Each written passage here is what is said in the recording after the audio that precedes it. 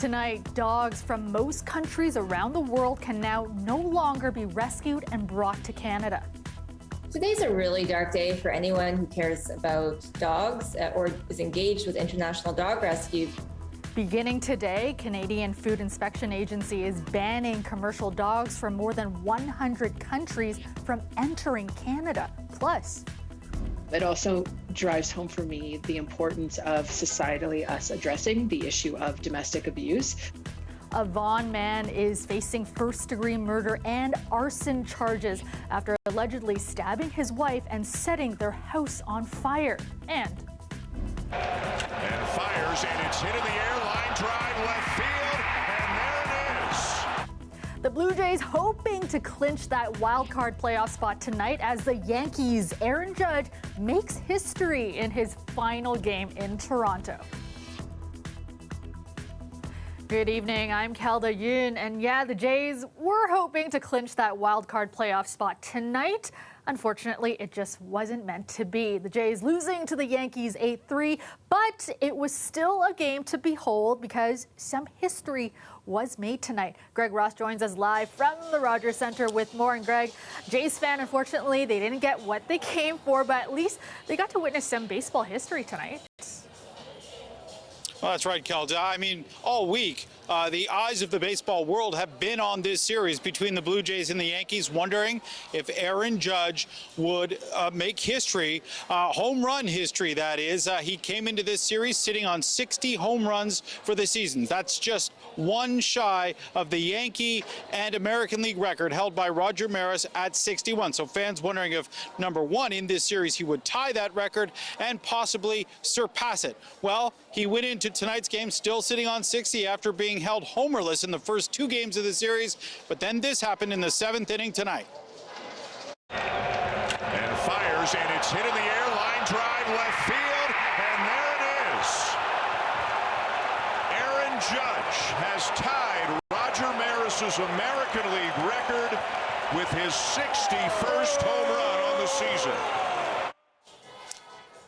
So yeah, a little screamer, a line drive into the bullpen. So not into the seats, because a lot of fans were hoping that maybe they could catch that ball and cash in, because there were definitely collectors who were willing to pay big bucks for that ball. But instead, it gets into the hands of one of the Yankees bullpen catchers, and now in the hands of Aaron Judge himself, who is able to retrieve number 61. So he ties the American League record. He ties the Yankee record, both held, of course, by Roger Maris, who's held that record for decades. So finally now it is equaled, and Aaron Judge still has about a week left to try and surpass that record, to hit his 62nd home run of the season. And again, the media circus is going to be following him around to see if he can do it. But here in Toronto, obviously some great moments I got to see as he came off the field after the game, and first going right to his mother to give her a big hug. And then Roger Maris Jr., the son of the great Roger Maris, was there to greet him, shake his hand, give him a hug,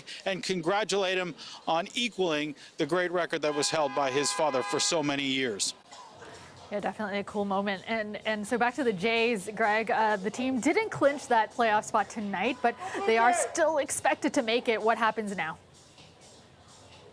Yeah, well, their magic number actually did get reduced from 2 to 1, and that's the number of games that the Jays either have to win or the Baltimore Orioles have to lose for the Jays to get into the postseason. So the Jays lose tonight, but the Baltimore Orioles also lose. So the Jays now just need to either win a game, they've got 6 left to go, or they need Baltimore to lose one game, and they'll play Baltimore in a series to close out this season. So it's looking very good for the Blue Jays. They have tomorrow off. They don't play tomorrow, but Baltimore does. So there's a chance that the Jays could clinch a playoff berth on a night off without even having to throw a pitch if the Baltimore Orioles lose their game tomorrow night. But again, the Jays still sitting in a very good position, but obviously scoreboard watching, because now you start thinking about jockeying for position in those wild card standings. Coming into the night tonight, the Jays were on top of the wild card standings, and that would put them into a position to host a wild card series here at the Rogers Centre if they're able to hang on to that spot.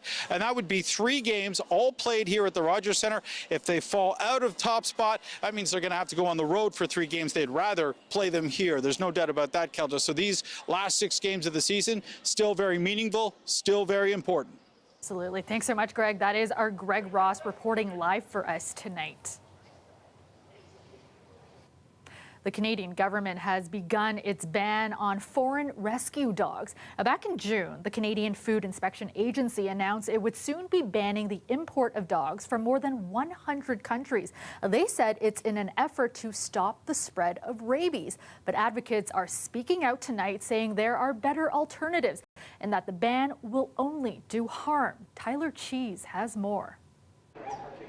Until today, many rescue pups like this one were brought into Canada to be rehomed with local families. Today's a really dark day for anyone who is compassionate towards dogs or is themselves engaged in dog rescue. This policy will condemn potentially thousands of dogs to die in the streets, dodging traffic, be round up and shot, or be killed in high-kill shelters. Rescue advocates say dogs left behind due to the ban will face a number of threats. There's countries where dogs are literally dodging bullets and facing conflict zones, like places like Ukraine and Afghanistan. And there are places where dogs are being rounded up and shot by governments because they're overpopulated and living on the streets. The banned country list comprises of places the Canadian Food Inspection Agency deemed high risk for rabies, but some say that's not a good enough reason for the ban. The problem is that rabies can be found all over the United States and Mexico as well, and we're still allowed to import dogs from there. So it doesn't really make sense. Rapson rescued her 2 dogs from India and Guatemala. Both countries are now on the banned list. She feels there are better alternatives. Rabies doesn't take very long to show, so if you even did a week of quarantine, you would know that the dog has rabies, if that is the concern. Others say Canada should follow the lead of countries that have chosen more rigorous testing over a ban. What that would look like is a rabies antibody titer test, where blood is sent to an independent lab to confirm that the animal has indeed been vaccinated for rabies. We're not begging with our emotion. We're literally looking at the science behind ensuring that safe animals are brought into the country. She says the Canadian Food Inspection Agency did not consult rescue groups before implementing the ban. They have acknowledged our correspondence, but to date, they have not allowed us to come to the table and have any kind of discussion with them. Advocates are encouraging concerned Canadians to sign online petitions or to contact their elected officials. Tyler Cheese, CBC News, Toronto. Toronto police say an altercation between 2 drivers led to a shooting this afternoon in the city's East End. Police were called for reports of gunshots near Bellamy Road and Ellesmere around 1 p.m. They found a man suffering from a gunshot wound. Officers then received information that the suspect vehicle had been spotted. Police attempted to pull over the car on the westbound 401. The driver jumped out of the vehicle near Keele and attempted to flee, but was chased down and arrested. The shooting victim suffered non-life-threatening injuries. York Regional Police are investigating after a pedestrian was struck and killed in East Gwillimbury earlier today. The investigators believe is that a pedestrian has been struck in a hit and run type of collision and is, as a result, is a fatal collision. Police say the collision happened around noon today on Davis Drive near Warden. Emergency crews arrived and found a man who had been struck by a vehicle. He died of his injuries. Police say it is possible the driver may not have known they had hit someone, but they are investigating it as a suspected hit and run. York police are asking anyone with information or dashcam footage to contact investigators. A 71-year-old man from Vaughan is facing first-degree murder and arson charges tonight. Mohammed Askaryar is alleged to have stabbed his wife before setting their house on fire. Dale Manukduk has more. I had found out on the Friday evening, I ended up getting a phone call from her brother-in-law, and that it was basically, it was a house fire and she was deceased. Thomas Kalesis is the owner of Jimmy the Greek restaurant at Vaughan Mills Mall. He was shocked when he heard one of his employees, 64-year-old Nahid Askaryar, died Friday night. At the time, he thought it was due to a fire at her home near Jane and Rutherford, but that was not the case. A postmortem examination was conducted, and the cause of death has been confirmed as stab wounds. 71-year-old Mohammed Askaryar is now facing charges of first-degree murder and arson endangering life. It's an incredibly traumatic way to lose somebody. It also drives home for me the importance of societally us addressing the issue of domestic abuse. Andrea Silverstone is CEO of SAGES, which supports people impacted by domestic violence. She says people are most at risk when they decide to leave abusive relationships. For so long, we've talked about domestic violence in terms of a black eye or a bruise, and actually that's not what it is at all. What it is a pattern of behavior that slowly removes someone's personal liberties until they're so fearful that they can't make decisions in their own best interest. Silverstone recommends people making safety plans personalized to their situation because domestic violence looks different for everyone. Meanwhile, Ascaryar's old boss says he'll miss her smile and everything she brought to the workplace. Naheed was one of the original employees when they first opened. We were friends and above and beyond friends. You know, I treated her like, you know, she was my second mother. Mohammed Ascaryar remains in custody and is due in court tomorrow. Dale Manukduk, CBC News, Vaughan. Dahlia Ashtree joins us now with a first look at your forecast. And Dahlia, a cloudy one today, but at least mostly dry. Kelda, you've probably seen that the past few days have been a little damp and muggy, but today was mainly cloudy, and overnight tonight will be the same. As for the next few days, there is some sunshine that's coming around the corner, and I'll explain just why in a second. But first, the daytime high in Toronto today, 13 degrees, a little cooler out in Barrie, 11 degrees, and we will be seeing no rain over the next few days. And the reason for that is because there is a high pressure system that's moving across the province. There's also a cold front that's moving through, giving us the frost advisory out in northeastern Ontario. But mainly, if we take a look here, we can see that high pressure system moving down, coming from northwestern from south of the border, and that high pressure system's coming through, giving us those dry conditions and those clear skies. So like you can see, overnight tonight is really the last day we're going to be seeing most of those skies, and then Thursday, Friday, in the next few days is this clear skies, sunny conditions. So tonight temperatures will drop to 4 degrees, a little cooler, and then tomorrow 15 degrees, mainly sunny. Thanks so much, Dahlia. The province's financial watchdog warns Bill 124 could end up costing the Ontario government billions of dollars if the province loses its court challenge. Bill 124 caps public sector wage increases to a maximum 1% a year for 3 years. If the court challenge lands in favor of the public workers, the province could be on the hook for more than $8 billion. Lorenda Redekop has the details. Ho, ho! Bill 124 has got to go! The nurses' union has been the strongest voice opposing Bill 124, warning it'll cause people to leave the profession and won't attract new workers. Today, the financial watchdog said staff shortages in the province are a challenge. Clearly, there's a demand for the jobs are there. They're being created. The government's effectively said we're going to add more service, we're going to add more hospital beds. The shortages are across a range of sectors, with almost 9% of jobs vacant in nursing and residential care. If you don't have enough folks to staff the hospital beds, you can build the beds, you can build the hospitals, but they're going to sit empty. So you're not going to have an impact on wait times. The government responded in a statement saying the number of workers in hospitals has increased and will continue to grow under our government compared to the previous Liberal government. It also pointed out its one-time wage incentive for nurses and temporary wage increases for PSWs. The financial watchdog also looked specifically at Bill 124, saying the wage-limiting bill will save the government $9.7 billion. But unions are taking the government to court over it, saying it's unconstitutional. And if the government loses, then we could see a potential cost of $8.4 billion over 5 years. The Ontario Nurses Association released a statement saying the government is deliberately robbing nurses and healthcare professionals of the wages they are owed, driving even more out of the system at the worst possible time. The opposition parties reacted to this latest report and what they feel the message is for the government. They cannot balance their budget on the backs of the people who've risked their lives in our hospitals and clinics these last few years. Whether you pay the nurses now or you pay them when this Bill 124 comes to an end, the bill is coming due. Bill 124 absolutely needs to go. It won't solve all of the problems, but it is a significant factor into why we are struggling in our healthcare system and why we simply don't have enough healthcare workers available to be at the front lines. As for the latest on Bill 124, it's unclear when a decision could come on the court challenge. Lorenda Redicop, CBC News. Welcome back. Packing heavy winds and torrential rain, Hurricane Ian slammed into Florida near Fort Myers today as a massive Category 4 storm. It made landfall near the barrier island of Coyo Costa, west of Fort Myers. Officials are warning of powerful storm surges and catastrophic flooding. And as the CBC's Katie Simpson reports, the Gulf Coast is bracing for conditions to get worse.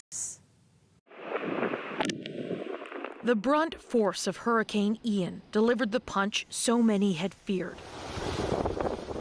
Historic levels of storm surge flooded Fort Myers shortly after landfall. The streets of Naples violently inundated with water levels expected to rise further. The high winds took out power lines, adding to the danger out on the roads. This is going to be one of those historic storms, and it's going to really, shape the communities in Southwest Florida and have a profound impact on our state. Hurricane Ian is so large, no part of the state will be spared from its carnage. Most skyways and bridges along the Gulf Coast are accessible only to emergency vehicles. And while communities in Ian's direct path looked like ghost towns before impact, there are fears too many people decided to hunker down and ride this out. We ordered over 120,000 evacuations yesterday and only have about 3,000 people in our shelters. So hopefully you evacuated to a friend's house or another safe location in Florida or in Manatee County, because we're about to feel the brunt of a near Category 5 hurricane in our area.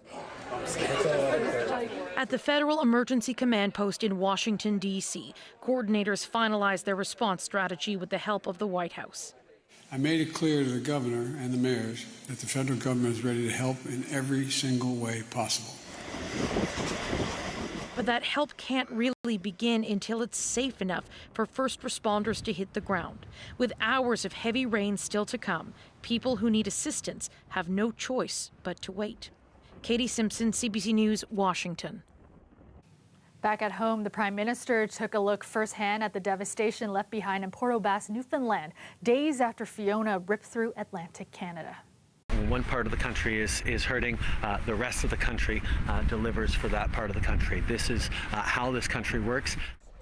Justin Trudeau met with residents in the hard-hit community in southwestern Newfoundland and spoke to some people whose homes were damaged or swept out to sea by the storm. He also met with first responders and work crews cleaning up the damage left behind. About 600 military personnel are on the ground in Atlantic Canada helping with recovery efforts. In Newfoundland and Labrador, soldiers are performing wellness checks and helping people relocate from affected areas. Well, 50 years ago today, the most famous goal in hockey history was scored. It gave Team Canada the win in a groundbreaking and nail-biting series against the Soviet Union. The shot! Henderson made a wild stab for it and fell. Here's another shot right by the score! Henderson! All Henderson scored with just 34 seconds left in the final game. The victory in the 1972 Summit Series cemented Canada's reputation as a hockey superpower. The Canadians took the final game 6-5 win. They claimed the 8-game series with a record of 4 wins, 3 losses, and 1 tie. Let's go back to Dahlia now with a look at your long-range forecast. And Dahlia will be staying dry the next few days and some sunshine on the way as well. Kelda, we're not going to be seeing any rain over the next few days, although we did for the past few days. But earlier today, like we saw, it was mainly cloudy, and we're going to continue to see those cloudy conditions overnight tonight. As for tomorrow and the next few days, a lot of sunshine on the way and a little bit of breeze on the way as well. The daytime high today in Toronto, 13 degrees, a little cooler out in Barrie, 11 degrees. Like I said, we will not be seeing any rain here in Toronto. Hamilton and Niagara, however, there could be experiencing about 30% chance of scattered showers tomorrow. The only frost advisory really is in the northern part of the province at the moment. We are going to be seeing a little bit of a breeze tomorrow. Winds will be gusting up to 30 kilometers an hour, and it will start to get a little calm at around 5 o'clock. As we can see here, it will be settling down to 7 kilometers an hour, so not that breezy as we head into the evening on Thursday, and then eventually Friday will begin to pick up again later in the evening. Tonight, temperatures will drop to 4 degrees, mainly cloudy in Toronto, and clouds will be clearing up in most parts of the Golden Horseshoe, and a little cooler out in Mississauga, Markham, and Oshawa. Now, the reason why we're seeing those clear skies as we head into tomorrow and the next few days is really because of that high pressure system coming through across the province because of the cold fronts that's going across New York City, which is bringing us those high pressure systems across the GTA here, and those lovely sunny days that are on the way starting tomorrow and as we head into the weekend. So some dry conditions, a little bit of wind on Sunday. Winds will be gusting up to 21 kilometers an hour, but still not really a problem. And then in the evening, we see what's trending here is back to those single digits like we saw yesterday nights, and that will really give us those cooler nights ahead. And at the end of the day, it's still fall, Kelda, so you just have to prepare your sweaters during the day. Even though we see that sunshine, don't let the sun deceive you. Still a little cool, and it's sweater weather. You just got to stay warm. Exactly. Thanks so much, Dalia. Nope. National Truth and Reconciliation Day is this Friday, and those passing through Nathan Phillips Square will notice the Toronto sign is now displaying Indigenous artwork. The new wrap was done by Anishinaabe artist Joseph Sagage. He spoke at the unveiling ceremony today about what the new artwork says about language. Language is not only about the spoken word. It's not about French, it's not about Italian or English or even Anishinaabe. It's about what we reach for and how we do things in our lives. The wrap is called Rekindle. It was designed to recognize the International Decade of Indigenous Languages, which focuses on the rights of Indigenous language speakers worldwide. Mayor Tory was also at the unveiling. He says over 70 Indigenous languages are spoken in Canada, adding some are dying out. Sagage says the artwork offers a glimpse into how languages are vital to identity, voice, and expression. Rekindle will remain on the Toronto sign until next fall. And that's our show for you tonight. Thank you so much for watching. Dwight Drummond has your next local newscast tomorrow at 6. I will see you back here tomorrow night at 11. Have a great night, everyone.